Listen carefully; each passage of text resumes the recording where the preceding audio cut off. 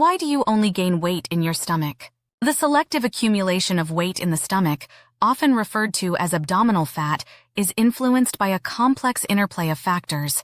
Genetics plays a role in determining where the body preferentially stores fat.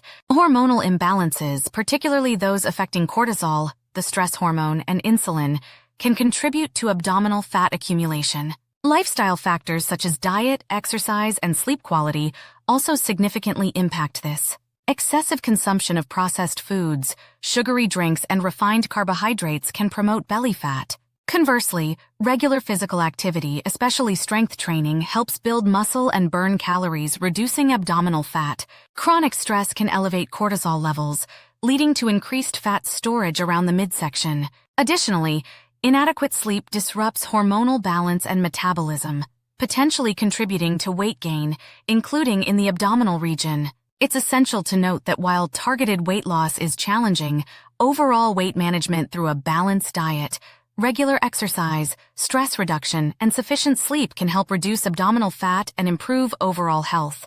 Thank you for watching. Make sure to like this video and subscribe for more.